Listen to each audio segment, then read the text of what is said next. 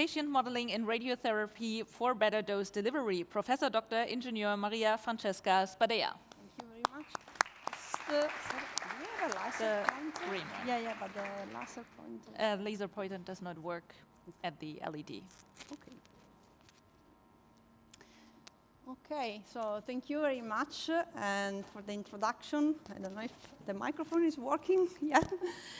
So since I'm going to talk about radiotherapy, I don't know how many of you are aware of radiotherapy. Let's first start to understand what is radiotherapy.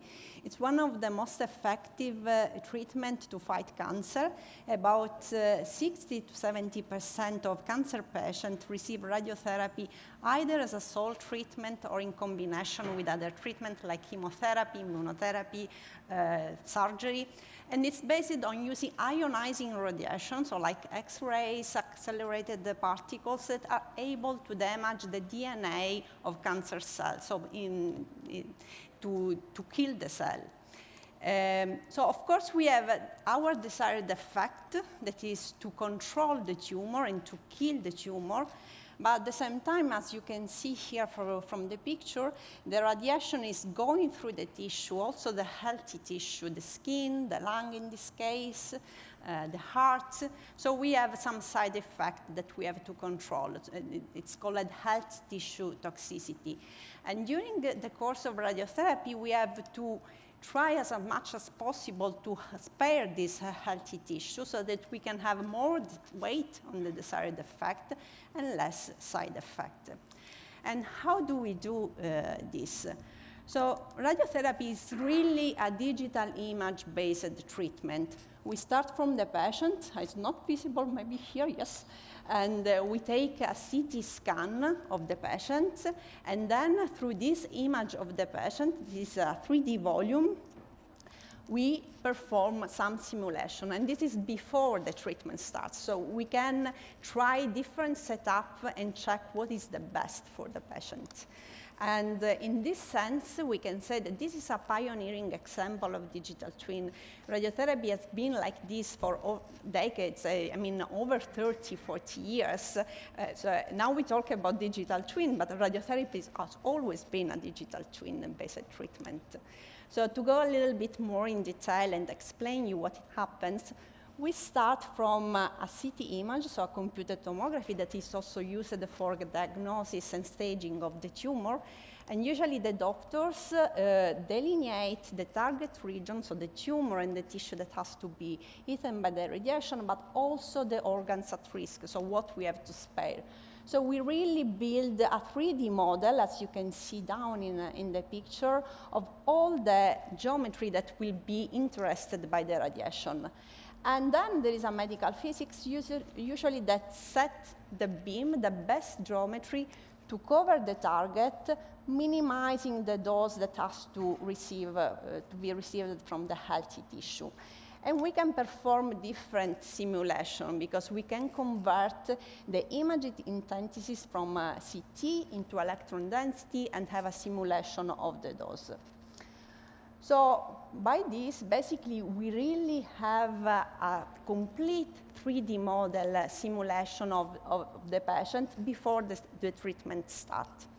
However, we have to consider one important point in radiotherapy, and it's fractionation. In order to spare as much as possible the healthy tissue, we fractionate the dose that is necessary to kill the tumor in several days. This is for some radiobiological effect. And this means that radiotherapy treatment can last up to 6 weeks. And for instance, if we consider the case of the lung tumor, we have to consider all the difference that we can have both interfraction, so between one fraction and the other fraction, but also during the fraction with a tumor that moves because of the breathing. So this plan that we make, this digital twin that we build, has to be valid for several weeks. And of course, this means that we have to find a way to monitor.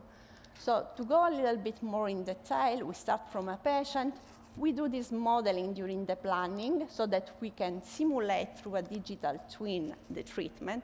But then we need something, some sensor, to monitor the patient, to image the patient, and in case, update the plan when it's necessary. Well, in radiotherapy, we have different ways to monitor the patient. This is an example. It uses infrared camera that monitor the position of external markers that are correlated, so whose motion is correlated to 4D imaging, like for instance in this case, so that we can estimate through internal-external correlation the position of the tumor during the treatment. And for instance, we can decide to perform a gated treatment, so we shoot the beam only in a certain time of the breathing window, or we can decide to treat in breath hold, so we ask the patient to hold the breath, or we can also decide to irradiate the entire range of motion. And even further, there is the concept of image-guided or adaptive radiotherapy. We have devices now at the linear accelerator, like the one that you see here, that are able, during the treatment or before the treatment, to acquire a complete scan of the patient, like a CT. This is called a cone-beam CT, so that we can really look if the tumor has changed. For instance, this example, here we have a tumor, week 0. It's delineated with a yellow line. And then after 4 weeks, of course, you have an effect of the treatment, so there is a shrinkage of the tumor. In this case, the plan has to be changed. So there is a plan adaptation, a new model that we use in radiotherapy. So it's pretty clear that until now, radiotherapy consists basically of 2 parts in building this digital twin. One is the planning phase, where we build the model. It's a geometrical model of the patient. It really is the geometry of the target, the organs at risk, and the beams. And then there is a treatment phase while we deliver the dose, and we have to monitor the patient so that we can update the model when it's necessary. And until now, for years in radiotherapy, the problem has always been to look where we are treating, so to have an image guidance of what we are treating, mainly relying on physics, so the physics of radiation, how these are interacting with the tissue. And I can summarize that saying that it has been always a geometrical kind of digital twin.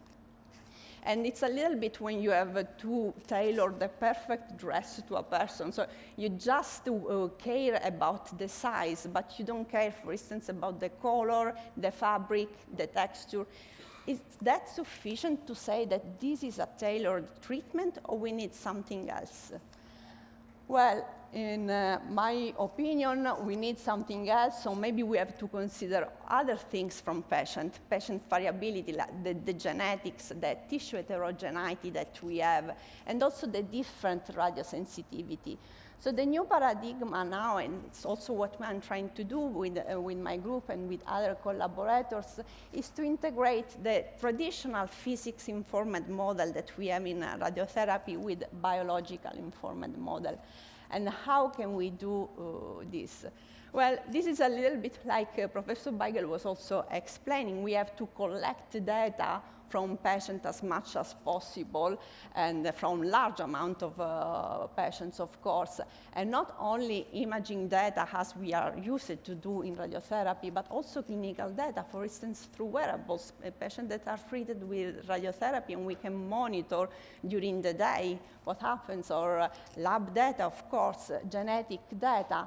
And we have to collect them in a longitudinal sense, so during the entire course of the treatment, not just at the planning phase or time point, but really following the patient along the 6 weeks and more, so that we can really build a sort of temporal knowledge graph of the patient, and we put in relationship all the entities that we collect, of course, with the aid of AI tools. And in this way, we have also another possibility that is really the key, and I think it's the future in the healthcare domain, is the possibility to build digital cohort patients. So we are not now just looking at the digital twin of that patient, but we are really building digital cohort patients so that we can perform in silico trial in order to optimize the dose, so that we don't give the same dose to all patients, but will really tailor the dose to the specific patient according to all the data that we can collect. And in silico trials in radiotherapy, it can move the new paradigm of digital twin towards a predictive digital twin, so that we can really predict now the outcome, not only the effect of the radiotherapy, but also the side effects, the risk, and we can mitigate the risk. And already there is something around going on for in silico trial radiotherapy, comparing, for instance, the benefit of surgery versus radiotherapy, of performing simulation, patient-specific simulation to optimize the protocol.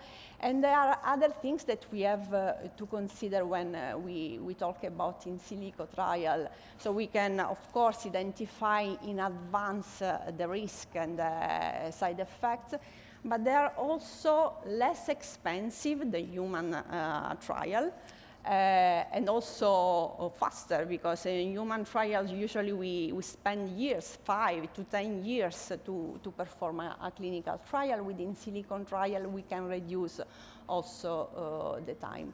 And of course, we have also a lot of ethical advantages, because we don't perform, or we reduce animal study, as well as we don't have to choose which patient goes into one group of patients rather than another one. So here is my final remarks. Just to summarize what I've already explained, nowadays radiotherapy is moving really to provide better insights into biological mechanisms that are underlying the radiation response. So this is the new trend.